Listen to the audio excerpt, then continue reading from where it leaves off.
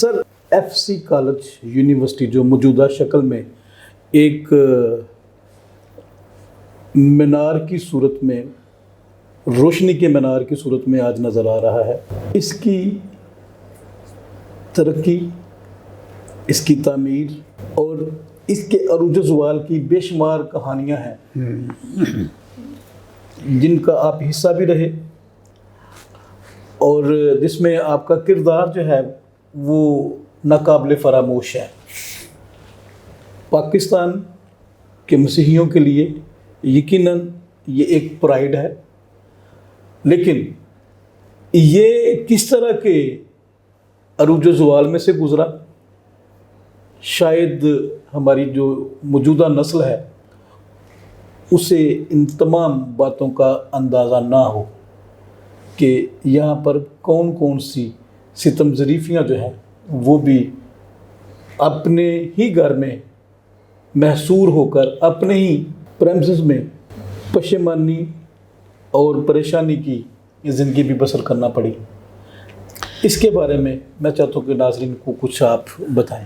F C college شروع میں یہ نیلا گنبد میں تھا، یہ پرانے شہر میں بھی اس کا برانچ تھا جس میں رنگ محل ہائی اسکول کہتے ہیں، بالکل صحیح، وہاں سے یہ شروع ہوا۔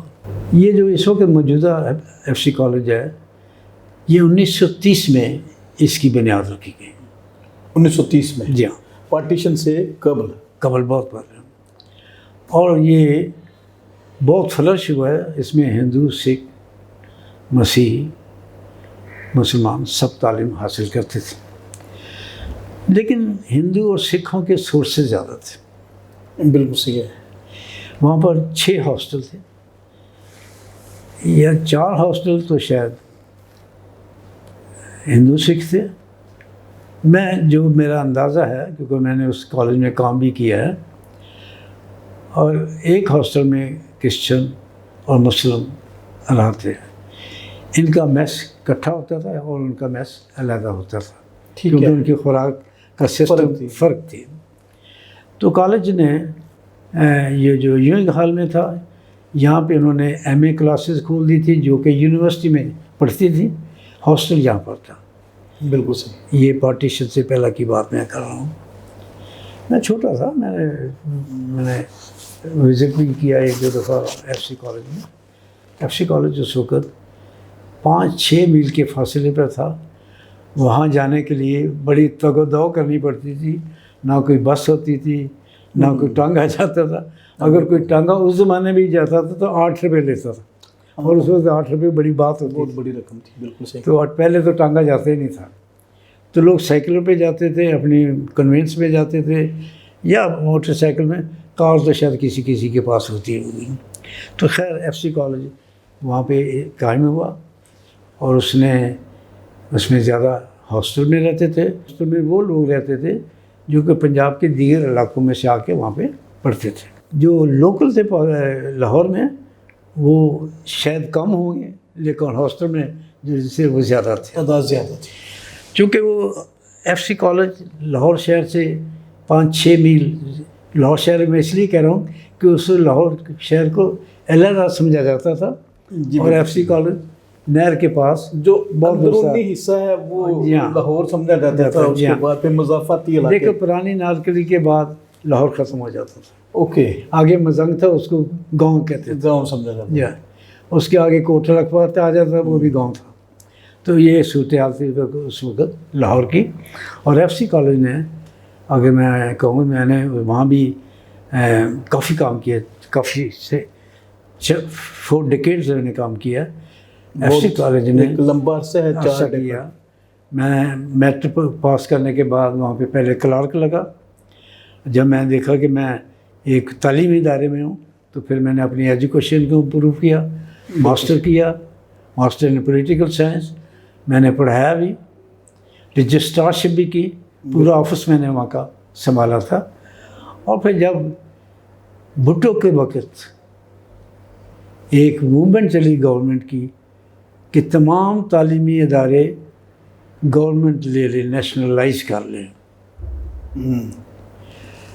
اس وقت ایف سی کالج بھی نیشنلائز ہو گیا، بالکل صحیح، رنگ محل اسکول بھی نیشنلائز ہو گیا، مرے کالج بھی ہو گیا، گارڈن کالج بھی ہو گیا، اس طرح بے شمار مسیحی ادارے جو تھے وہ گورنمنٹ کے پاس چلے گئے، جس میں ہم سینٹ فرانسس اسکول کو بھی کہہ سکتے ہیں۔ بے شک یہ موومنٹ جو بھٹو نے کی تھی کس نظریے سے کی تھی، اس نے جو اس وقت کے تھنکر تھے انہوں نے یہ سمجھا کہ بھٹو صاحب اسٹوڈنٹس کو اپنے ساتھ میں لانا چاہتے ہیں، قابو میں رکھنا چاہتے ہیں تاکہ اپنی فورس کو زیادہ مضبوط کر سکیں، جو کہ بعض جہاں ایسا ہو نہیں سکا، نہیں ہو سکتا، ٹھیک بات ہے۔ وہ مشکل پڑ گئی ان کو۔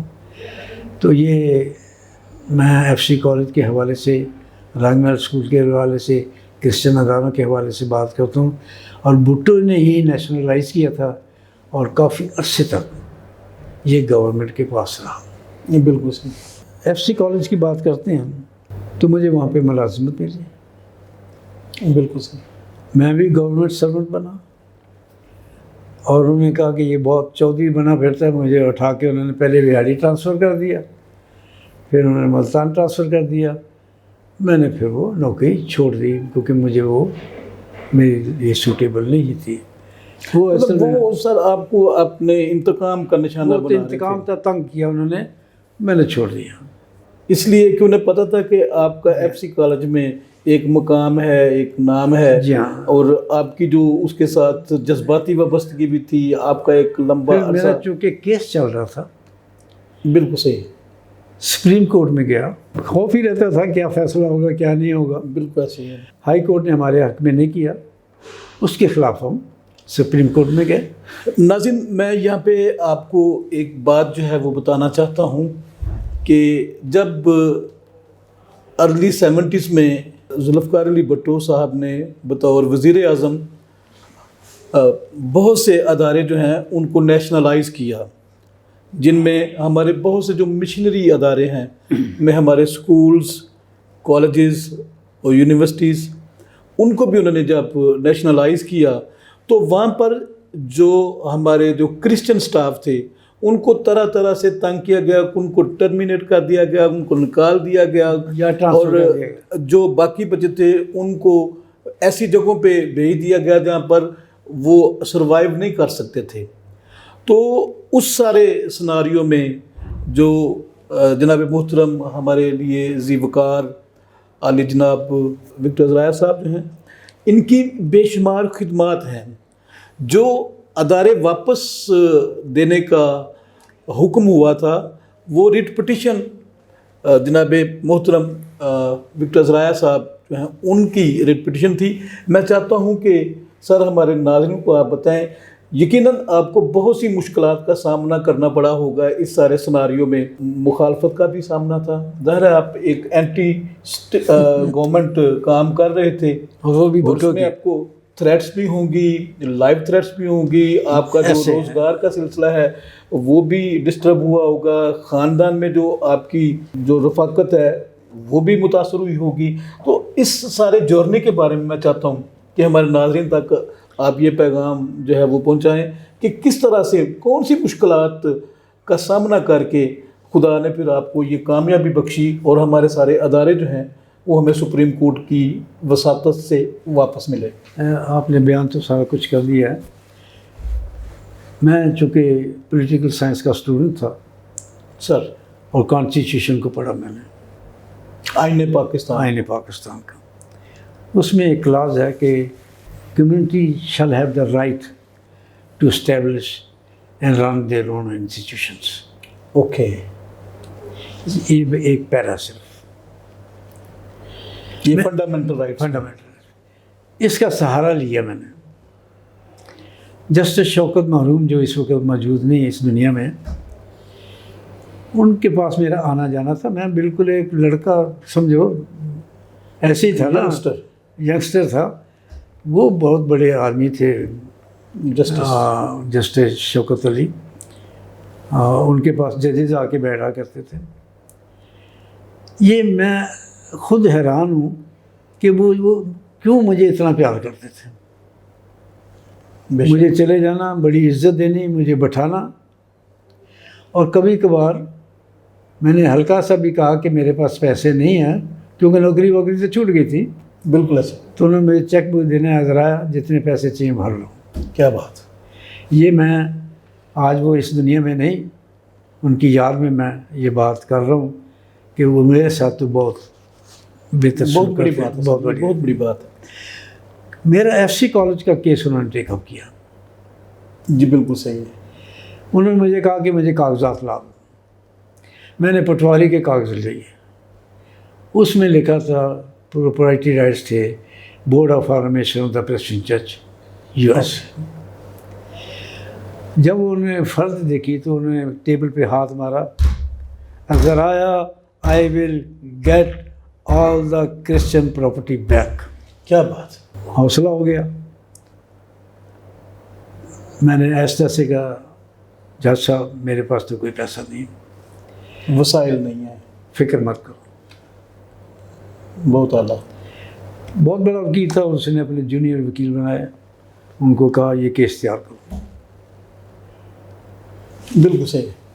اور انہوں نے کہا کہ یہ کیس ہم ہائی کورٹ میں تو ہمیں یہ فیور نہیں دے گا، ہمیں سپریم کورٹ میں جانا پڑے گا. وہی ہوا. پلینٹف تو میں ہی تھا، دستخط کر دیے، باقی ان کے وکیل کرتے تھے. ہائی کورٹ نے ہمارے حق میں نہ کیا، فرق خارج کر دی پہلی پیشی پہ. مطلب جس کا جسٹس صاحب کو پہلے سے ہی پتہ ہی تھا، ان کو پتہ تھا ایسا ہوگا. پھر وہ سپریم کورٹ میں انہوں نے کیا، اور یہاں تک اسلام آباد جانے کے کرایہ بھی وہ مجھے دیتے تھے. کیا بات ہے. یہ سر خدا جب مہربان ہو. اور مجھے جیب خرچ بھی دے دیتے تھے. حامد یہ وہ اس دنیا میں نہیں ہے. میں ان کی تعریف جو انہوں نے ہمارے حق میں کام کیا ہمیشہ کروں گا. جب ہم سپریم کورٹ میں گئے، چونکہ ہائی کورٹ نے اس کو ریجیکٹ کر دیا، یہ ہمارے خلاف فیصلہ دیا، تو 3 دن بحث ہوئی. سپریم کورٹ 5 ججز تھے. پہلی بحث میں انہوں نے انٹرٹین کیا، انہوں نے کہا جی کل آ جاؤ. آدھی بحث ہوئی، اور خلیل رمدے تھے گورنمنٹ کی طرف سے وکیل، اور ہماری طرف سے جسٹس شوکت محروم تھے. تیسرے دن بھرپور بحث ہوئی. ہم پیچھے بیٹھے تھے، کچھ سنائی دیتا تھا، کچھ نہیں سنائی دیتا. بالکل ٹھیک. 4-5 گھنٹے لگے. جی. بیٹھ گئے. ججز نے اپنے فیصلے لکھے ہوئے تھے، انہوں نے جو کچھ لکھے تھا. اور جسٹس نسیم حسن جو تھے اس وقت، مجھے یاد ہے، جسٹس حلیم تھے، چیف جسٹس نسیم حسن ان کے شاید صاحب تھے، وہ لکھتے تھے. یہ وہ جو 5 ججز تھے، ان میں 5 ججز کا بینچ تھا، ان میں نسیم حسن شاہ صاحب بھی موجود تھے. ون آف دا جج تھے. ہمارا فیصلہ وہی لکھ رہے تھے. بالکل صحیح. انہوں نے لکھ کے دستخط کر کے فائل ایسے رکھ دی، اور 5 ججز اٹھ کے چلے گئے. ہمارے وکیل کو انہوں نے کہا ہوگا آپ کے حق میں فیصلہ ہو گیا، لیکن ہمیں سنائی نہیں دیا. میرے ساتھ گورنمنٹ کے پروفیسر بیٹھے تھے وہاں پہ. وکٹر صاحب تسی ہار گئے ہو. بڑا دکھ ہوا، لیکن کیا کر سکتے بیٹھے. میں نے کہا بھی ٹھیک ہے، اگر ہار گیا تو ہار گیا. اتنی دیر میں جسٹس شوکت سیڑھیوں سے چڑھتے ہوئے اوپر آئے. میں نے جج صاحب کیا بنا؟ او وکٹر تم جیت گئے ہو. آمین. پریز گاڈ. اتنی خوشی ہوئی. اور وہ تو یہ خوشی کا ان کی تو بکنگ تھی ہوائی جہاز پہ بیٹھ کے، وہ تو لاہور آ گئے. میں نے میرے دوست تھے اس وقت ایف سی کالج کے پرنسپل بھی تھے، ڈاکٹر قریشی، بے شک وہ گورنمنٹ کے ملازم تھے. میں نے ان کو فون کیا، قریشی صاحب میں کیس جیت گیا ہوں، اور میری جنتا کو اطلاع دے دو کہ جج صاحب فلاں وقت آ رہے ہیں لاہور ایئرپورٹ پہ 4:30 بجے، تو یہ ان کا استقبال کری. کیا بات. لو وہ جی ہار شار لے کے کوئی 150-200 بندہ وہاں پہ پہنچ گیا، ایئرپورٹ پہ پہنچ گئے. وہ میں جب دوسرے دن ملا جج صاحب سے ان کے آفس میں، وہ کہنے لگے اظہر آیا، وہ مجھے تو سمجھ نہیں آ رہی، جو آئے ہار ڈال دے، جو آئے ہار ڈال دے، مجھے تو سمجھ نہیں کہ ہے کون یہ. میں نے کہا جج صاحب جو آپ نے کام کیا، جو آپ نے مہربانی کر دی، وہ کمیونٹی ساری عمر یاد رکھے گی. بے شک ایسے ہی ہے. اور یہ ایک خوبصورت کہانی ہے جس کی وجہ سے نہ صرف ایف سی کالج سر ہمیں واپس ملا، اور بھی بہت سارے ادارے جو ہیں وہ واپس اس وقت یہ جو بات تھی، کیس تو ایف سی کالج کا تھا جس میں کوئی شک نہیں تھا. میں نے کیس کیا تھا رنگ بیل اسکول کا، بالکل صحیح. یہ سوچتے ہوئے کہ ایف سی کالج ہار گیا تو پھر مشکل ہو جائے گی. بالکل ٹھیک ہے. تو رنگ بیل اسکول کا میں نے کیس کیا. وہاں پہ پھر ہمارے وکیل نے ایف سی کالج کا بھی ذکر کیا، جو وہ بعد میں اس میں انہوں نے ضمنات میں ذکر آیا اس کا. تو انہوں نے رنگ بیل اسکول کا فیصلہ ہمارے حق میں کر دیا. ایف سی کالج آٹومیٹیکلی ہو گیا. فیصلہ یہ ہوا کہ آپ تعلیم لے سکتے ہیں، پراپرٹی نہیں لے سکتے. یعنی کہ جو تعلیم کا نظام ہے آپ یہ خاموش فیصلہ تھا. اس پہ آپ گورنمنٹ جو ہے وہ تعلیم ایڈمنسٹریشن کر سکتی ہے، لیکن جو ادارے کی جو پراپرٹی ہے، املاک ہیں، وہ جو آپ نے گورنمنٹ کے نام لکھ دیے اس کو وہ نہیں لے سکتے. اور ہم نے پہلا کام یہ کیا دو کر کے تھوڑی بہت رشوت بھی دینی پڑی افسروں کو. ظاہر ہے. تو وہ ساری پراپرٹی کا فرض جو تھی ریسٹور کر وہ چرچ کے نام ریسٹور کر دی. کیا بات ہے. جب وہ ریسٹور ہو گئی تو 1.5-2 سال انہوں نے سوچا کہ جس کے لیے میں نے ایف سی کالج لیا وہ تو ختم ہو گئی بات، واپس کرو. بالکل اس طرح پھر وہ ایف سی کالج بھی انہوں نے خود ہی کر دیا. مطلب اس بات سے جو چیز نکلتی ہے سر وہ یہی ہے کہ وہ بیسیکلی جو ہماری پراپرٹیز تھیں ان کو ہتھیانے کے چکر لے چکے تھے. ہمیں نوٹسز دے دیتے خالی کرو. اچھا وہ نوٹس یہ تھا کہ پریمسز بھی خالی کر دیں. کرسچن جو تھے جاؤ بھاگو یہاں سے. اس وقت میر جی کو پرنسپل لگا سر، اور اس نے میں اس کے دفتر میں گیا، میرے ہی دفتر تھا کسی زمانے میں. جی. اس طرح اس نے کہ میں یہاں پر ایک بھی کرسچن نہیں رہنے دوں گا. مائی گاڈ، یہ اس کی تھریٹ تھا. میں کرسی پہ بیٹھ گیا، بڑے اطمینان سے کہا میر یعقوب صاحب آپ پرنسپل ہیں، آپ جو چاہیں کہہ سکتے ہیں، پر میری ان بات نوٹ کر لیں، یہ کالج ہمارا ہے، ہم اس کو واپس لے کے رہیں گے اور اس پراپرٹی کو سب سے پہلے حاصل کریں گے. کیا بات. اور یہ ڈٹرمینیشن تھی، یہ ایک عزم تھا. اور وہ تمام محکمہ میر یعقوب کے پیچھے تھا، اسی لیے اس نے بات کی. ویسے اس کو کیا ضرورت کرنی تھی. پھر میں کیا کہ چلا آیا. مجھے بعد میں نوٹس آ گیا تجھے بہاڑی ٹرانسفر کر دیا، گورنمنٹ سرونٹ جو بن گیا. میں نہیں گیا. پھر تجھے ملتان ٹرانسفر کر دیا. 5 سال تک میں نہیں گیا. مجھے کہتے رہے. میں نے اپنے وکیل سے کہا، میں نے کہا جی کیا کروں؟ وہ کہنے لگے جا کے جوائن کر کے پھر واپس آ جا چھٹی لے کے. تو ایسے ہی کیا میں نے. ویسے تو میں نے نوکری گورنمنٹ کی چھوڑ دی کیونکہ اس میں اب مجھے کوئی دلچسپی نہیں تھی. مجھے اپنی کمیونٹی کی دلچسپی تھی، کالج کی دلچسپی تھی. وہ خدا نے مجھے سورسز دی ہے اور خدا نے بلیس کیا. اور کالج میری زندگی میں واپس ہوا. اور پھر جو ایڈمنسٹریشن اس وقت کرسچن آئی ان کو میں نے کہا یہ گھر میں خالی کرتا ہوں، آپ لے. اب میں اطمینان سے یہاں سے جا رہا ہوں. سر یہ یقیناً ایک بہت بڑی خوشی، بہت بڑی کامیابی اور بہت بڑا ایک اطمینان کا سبب تھا جب آپ نے یہ ساری چیزیں واپس کی.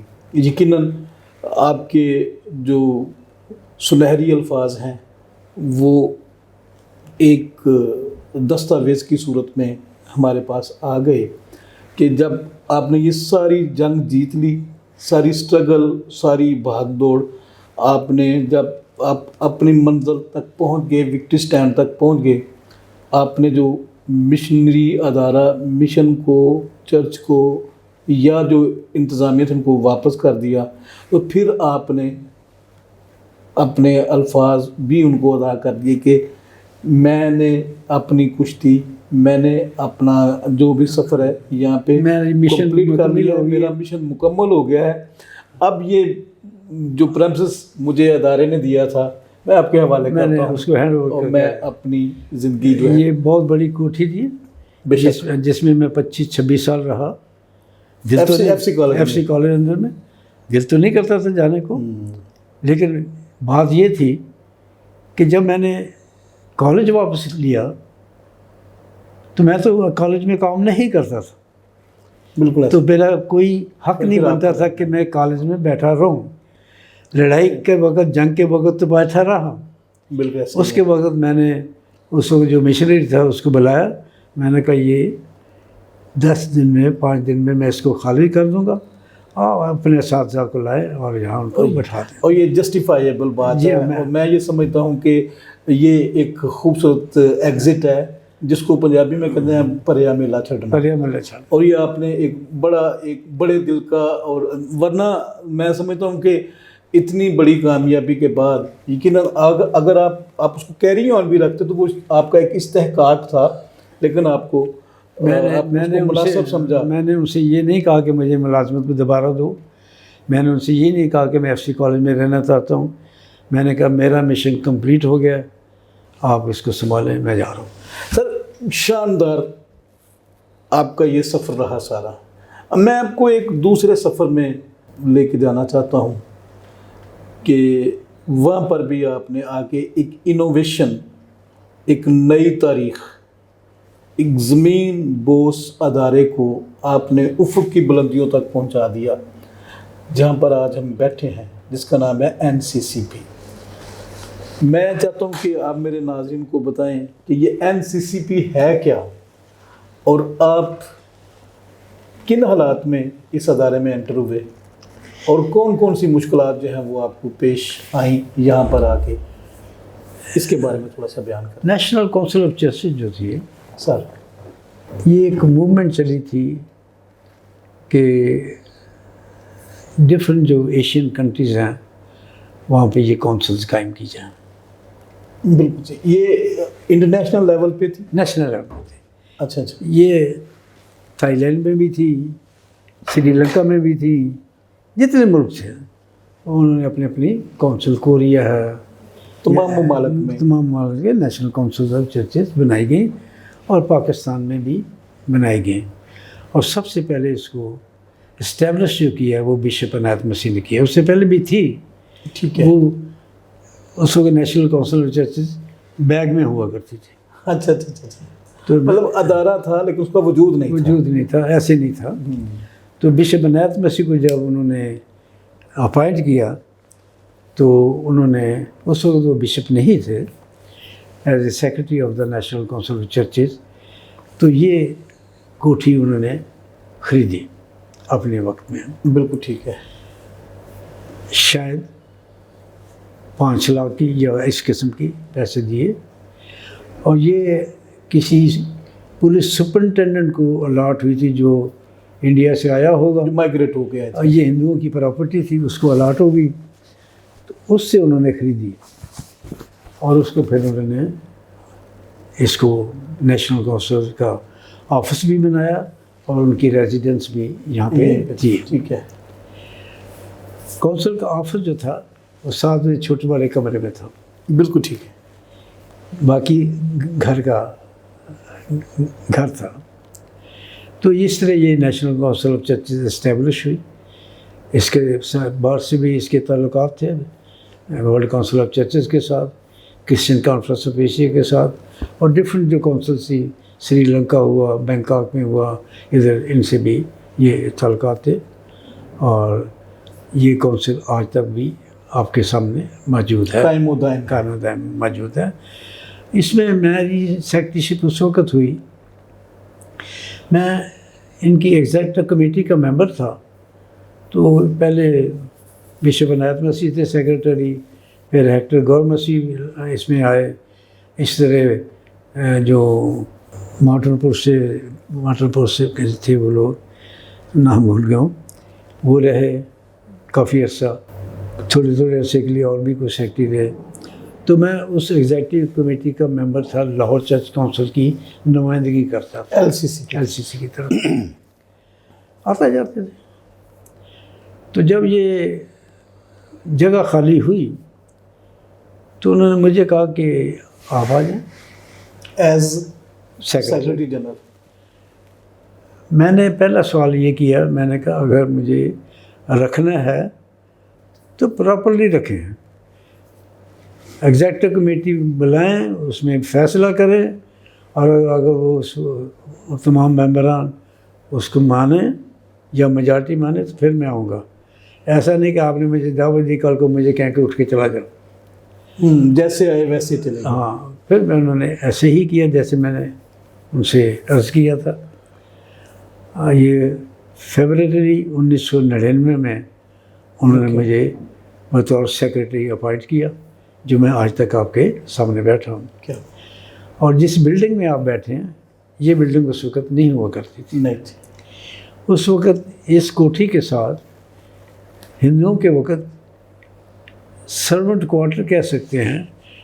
سنا ہے کہ جو ہندو رہتا تھا یہاں پہ مالک، وہ گھوڑوں کا ریشیا تھا. اچھا. وہ اس میں گھوڑے باندھتا تھا اوکے. اس کوارٹروں میں. تو اس وقت صرف میں نے ان کو، اور یہ بلڈنگ نہیں تھی. میں نے 2-3 سال سوچا،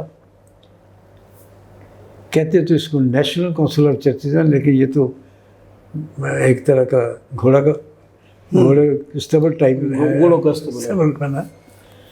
میں نے رشید نام ہے، میرے اسٹوڈنٹ تھے ایف سی کالج میں، آرکیٹیکٹ تھے. میں نے ان کو یہ جگہ دکھائی. میں نے کہا رشید ایک نقشہ تو بناؤ. ٹھیک ہے. تو کہنے کو پیسے ہیں. میں کہ یار پیسے بھی ڈھونڈ لیں گے تو پیسے. اس نے یہ مجھے نقشہ بنا کے دیا. بالکل صحیح ہے. میرا آفس اس کمرے میں تھا.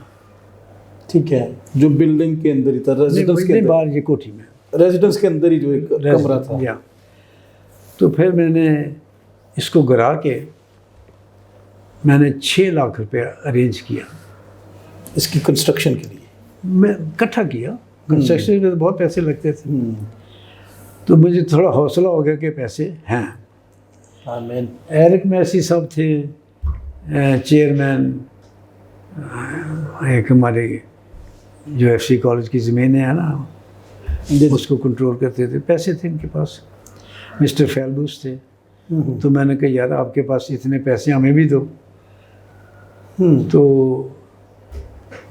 فیلبوس نے جب وہ یہ دیکھا کہ بہت اچھی بلڈنگ بن رہی ہے، ایرک سے کہا کہ ان کو 5 لاکھ روپے دو. ایرک تھوڑا کنجوس ثابت ہوا، اس نے 2.5 لاکھ دیا.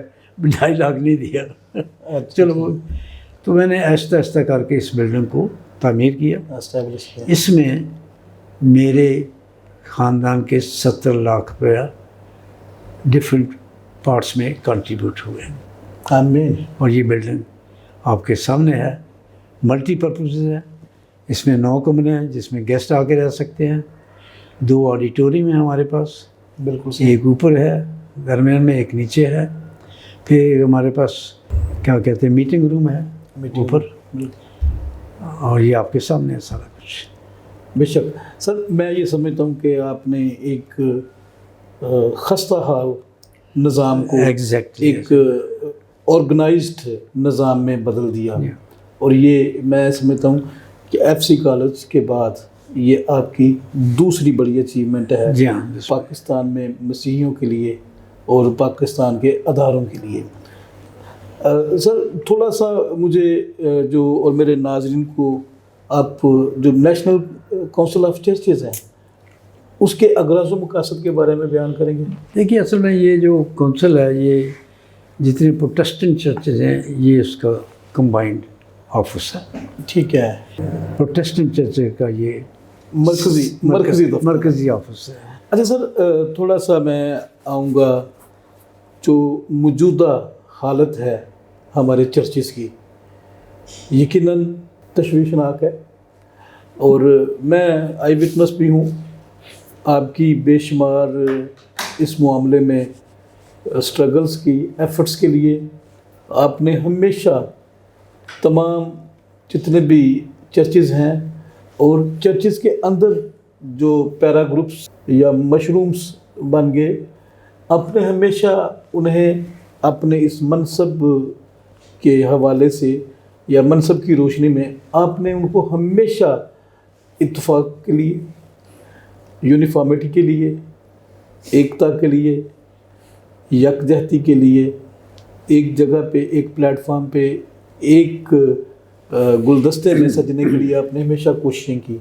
لیکن ابھی تک جو مختلف ہمارے چرچز کے اندر جو ڈویژن پیدا ہو چکی ہے، وہ ابھی تک جو ہے وہ گیپ جو ہے وہ فل نہیں ہو پا رہا. اس کے پیچھے کیا محرکات ہیں؟ دیکھیے ہمارے پاس پروٹیسٹنٹ چرچز میں 3-4 ڈینامینیشنز ہیں. جی بالکل ٹھیک ہے. ان کے اپنے اپنے انتظامات ہیں، اور سب سے بڑا ڈینامینیشن کیتھولک کے بعد یہ امریکن مشن کا تھا، بالکل جس کے ایف سی کالج بھی ہے. صحیح ہے. سیالکوٹ میں اسکاچ مشن کا کام تھا، بالکل ٹھیک. جو مرے کالج یا دیگر اسکول وغیرہ چلایا کرتے تھے. وہ آگے پنڈی کی سائٹ پہ اینگلیکن چرچ کا تھا، اینگلیکن چرچ. ٹھیک ہے.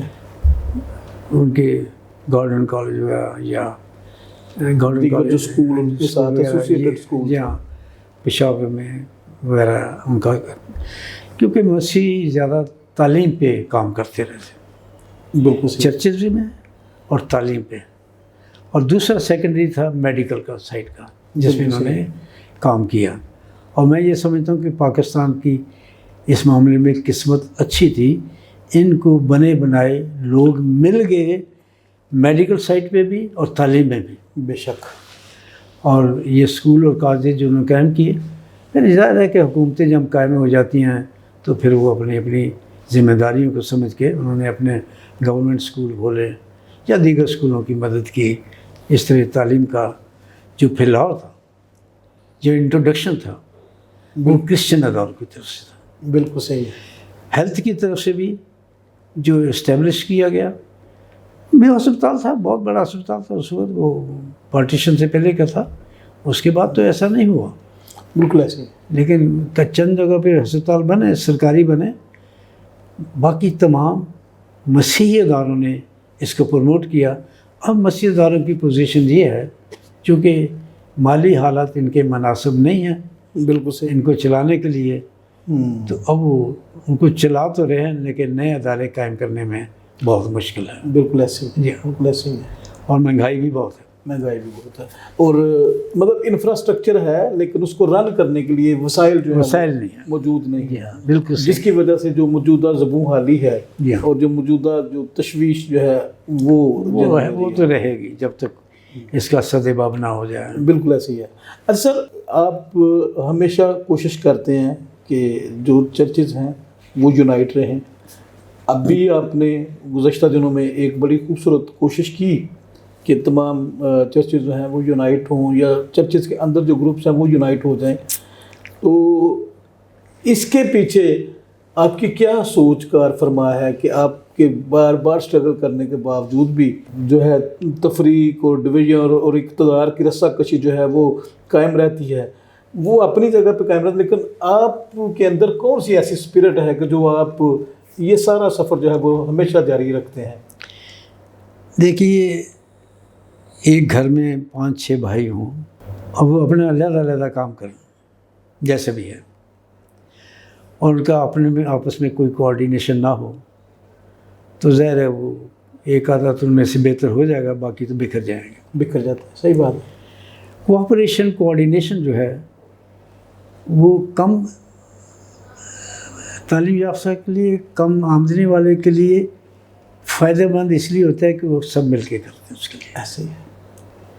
اگر مسیحیوں نے تعلیم میں جو ترقی کی ہے یا تعلیم پائی ہے، اسی بنیاد پہ، اسی کوآپریشن، اسی فارمولے کے تحت پائی ہے. بالکل صحیح ہے. یہ جو ادارہ جس میں ہم بیٹھے ہیں،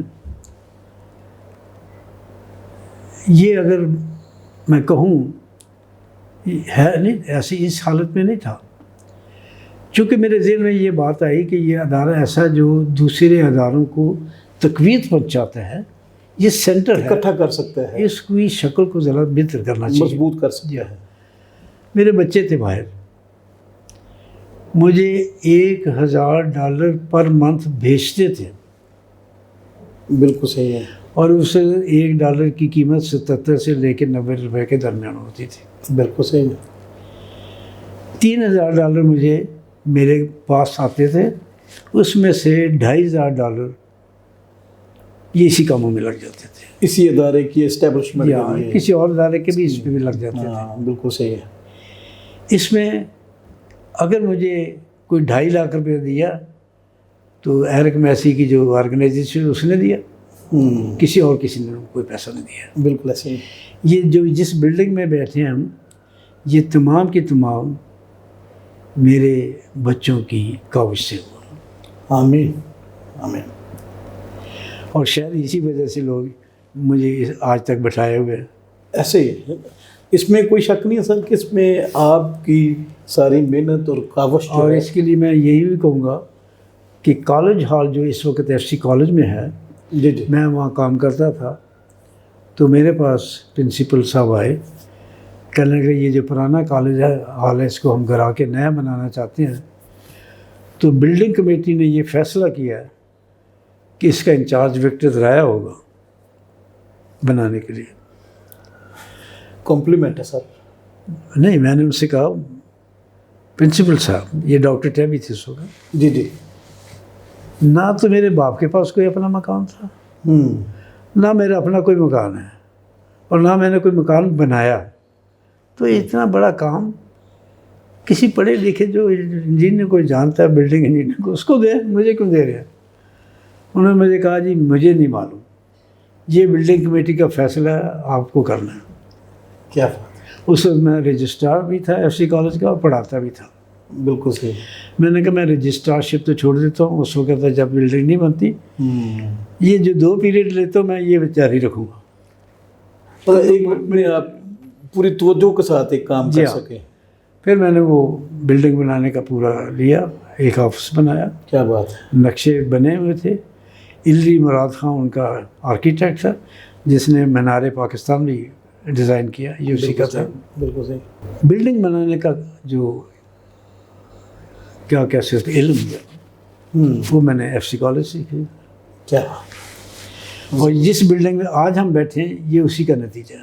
کیا بات ہے. یہ یقیناً ایک یہ شاندار بلڈنگ ہے، اور اس کی اسی تجربے جگہ کی جو آپ نے ونڈ کی ہے اور ان کو زبردست طریقے سے سارا اسٹیبلش کیا ہے، یقیناً یہ ایک قابل تحسین عمل ہے.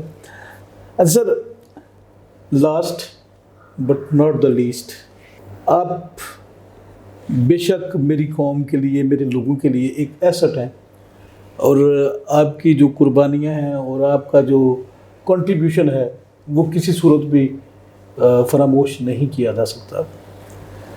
موجودہ صورتحال میں جب کہ ہم چھوٹے چھوٹے فرقوں میں، چھوٹے چھوٹے گروپوں میں اور چھوٹی چھوٹی اپنی مرضی کی بنائی ہوئی جو ہماری آرگنائزیشنز ہیں ان میں بٹے ہوئے ہیں، آپ میرے ناظرین کو اور ان تمام دوست و ساتھیوں کو جو اس ٹوٹ پھوٹ کا شکار ہیں، کیا میسیج دینا چاہتے ہیں آپ؟ دیکھیے، میں ہمارے ڈفرینٹ چرچز ہیں، ڈینامینیشنز ہیں، وہ اپنا اپنا کام کرتے ہیں. مجھے اس بات کا بھی علم ہے کہ ہم جو ایک دوسرے کے مخالف بھی ہیں بغیر کسی وجہ کے. نام تو میں نہیں لیتا اور نہ میں ایسی بات کرتا ہوں. اگر ہم جو خدا نے ہمیں پنجابی میں کہتے ہیں توڑا دیا ہے، جو ذمہ داری دی ہے، اگر ہم اس کو دیانتداری سے پورا کریں اور اس میں کام کریں تو بہت سے کام سیدھے ہو جاتے ہیں. آمین. اگر ہم اس کو افسری سمجھے اس عہدے کو تو وہ کام خراب ہو جاتا ہے. بے شک ہو جاتا ہے. اگر پریزیڈنٹ آف پاکستان اپنے آپ کو پریزیڈنٹ ہی بنائے رکھے تو جو اس کی خدمت کا حصہ ہے وہ نہ کرے تو پھر نہ کام نہیں چلتا. ایسے ہی ہے. ایک وزیر تو بنتا ہے، اس لیے نہیں بنتا کہ وہ وزیر ہے، اس لیے بنتا ہے کہ وہ اپنے علاقے میں خدمت کرے، ذمہ دار امپروومنٹ کرے، ذمہ داری کو اس حالات کو اوپر لے کے جائے. اس لیے نہیں بناتے کہ تم موٹر پکڑ اور سیر سپاٹا کر. بالکل ایسے ہی. جب کوئی عہدہ ملتا ہے اس کی ذمہ داری بہت بڑی ہوتی ہے. بے شک. عہدہ ایک بوجھ ہے بے شک ایسے. جس کو آپ کو نبھانا پڑتا ہے اور نبھانا چاہیے. اگر کوئی کہتا ہے جی میں ڈپٹی کمشنر ہوں تو ٹھیک ہے، باعزت عہدہ ہے، لیکن ڈپٹی کمشنر کی جو ذمہ داری ہیں وہ تو دیکھیں، فرائض ہیں، فرائض جو ہیں بالکل ایسے ہی اس کو تو ہر گھر میں پہنچنا ہے، ایسے ہی اس کو ہر گلی محلے میں دیکھنا ہے، اس کو لا اینڈ آرڈر کو دیکھنا ہے۔ تو جب خدا کسی کو ذمہ داری دیتا ہے وہ اس کو افسری مت سمجھے، اس کو ذمہ داری سمجھ کے جو اس کو دی اس کو پورا کرے تو حالت بہتر سے بہتر ہوتے جائیں۔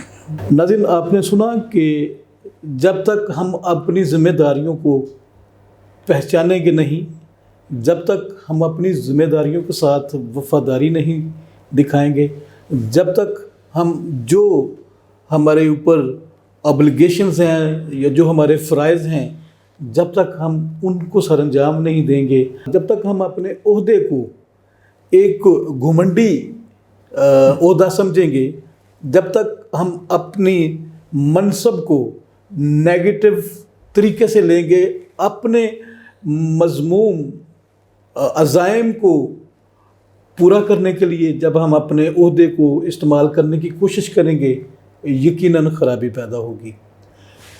یہ خرابی اس وقت پیدا نہیں ہوگی جب ہم ایک مناسب طور پر جو خدمت آپ کو دی گئی ہے، جو منصب آپ کو دیا گیا ہے، جو ذمہ داری آپ کو دی گئی ہے، جب آپ پوری دیانتداری سے، وفاداری سے آپ اس کو نبھائیں گے تو یقیناً جو آپ کے ارد گرد آپ کے ساتھی ہیں، رفیق ہیں، جو آپ کے ساتھ چلنے والے لوگ ہیں، ان کے دل میں آپ کی عزت اور آپ کی قدر بہت زیادہ ہوگی۔ آج کا یہ پروگرام یقیناً بطیروں کے لیے سیکھنے کے حوالے سے اہمیت کا حامل ہوگا۔ جو لوگ پاکستان میں بسنے والے مسیحیوں کی تحریک پاکستان کے حوالے سے جو کنٹریبیوشنز ہیں، ان کے لیے جاننے کا یہ سبب بنے گا، اور جو ہمارے چرچز کے، ہمارے مشنریز کے جو ادارے ہیں، ان کا جو کنٹریبیوشن ہے پاکستان کی تعمیر کے لیے، پاکستان کی ترقی کے لیے، پاکستان کی خوشحالی کے لیے، وہ ان تمام لوگوں کے لیے ایک پیغام ہے کہ یقیناً پاکستان ہمارا ہے۔ ہم یہاں پر مہاجر ہو کے نہیں آئے، ہم اسی مٹی کا خمیر ہیں، اسی دھرتی میں ہم نے جنم لیا، اور یہ دھرتی ہماری ماں دھرتی ہے۔ ہم نے جب یہاں سے ہندو اور سکھ ایگزٹ کر رہے تھے تو ہم نے ان کو بھی بہت اچھے انداز میں سرو کیا، اور جو مہاجر ہو کے پاکستان میں ہمارے مسلمان بہن بھائی تشریف لے کے آئے، ہم نے ان کو ویلکم بھی کیا، اور ان کے لیے جو خدمات ہیں وہ بھی سر انجام دی۔ پاکستان ہمارا ہے اور ہم پاکستان کے کسٹوڈین ہیں۔ پاکستان بنانے میں مسیحیوں نے بڑا کردار ادا کیا، اور یقیناً پاکستان کو خوشحال اور پاکستان کو مضبوط بنانے میں بھی ہمارا یہ کردار جو ہے یہ جاری و ساری رہے گا۔ سر، ہم آپ کے شکر گزار ہیں کہ آپ نے بہت زیادہ وقت نکالا، اور یہ میں سمجھتا ہوں کہ میری ذاتی طور پر اور ہمارے چینل TTN نیوز کی یہ خوش بختی ہے کہ ہم آپ کا ورڈکٹ، آپ کی ساری گفتگو جو ہے اس کو ہم اپنے پروگرام کا حصہ بنا سکیں۔ یقیناً محبت کا، عقیدت کا یہ سفر جاری رہے گا، اور ہم کوشش کریں گے کہ ہم گاہے بگاہے آپ کو اپنے چینل کی اپڈیٹس بھی دیتے رہیں، اور کہیں پہ ہمیں آپ کی ایکسپرٹیز کی، آپ کی ماہرانہ رائے کی، آپ کی اقبال مندی کی، آپ کی دانست کی، آپ کی عقل و خرد کی ہمیں ضرورت پڑے تو ہم دوبارہ آپ کے پاس حاضر ہوں گے۔ آپ کی ساری محبت کا بہت بہت شکریہ۔ طارق صاحب، میں آپ کا شکر ادا کرتا ہوں، اور خدا آپ کو صحت تندرستی دے، اور اسی طرح آپ کام کرتے رہیں۔ تھینک یو سو مچ سر۔ ناظرین، ہمارے پروگرام کا وقت جو ہے وہ ختم ہوتا ہے، اور آئندہ ہم پھر کسی نئی مہمان شخصیت کے ساتھ دوبارہ آپ کے ساتھ ملاقات کریں گے۔ مجھے طارق سراج چودھری کو، programme the truth with Tariq Chaudhry, اور میرے کیمرہ مین طارق پیارا کو اجازت دیجیے۔ ملاقات ہوگی، تب تک کے لیے پاکستان زندہ باد۔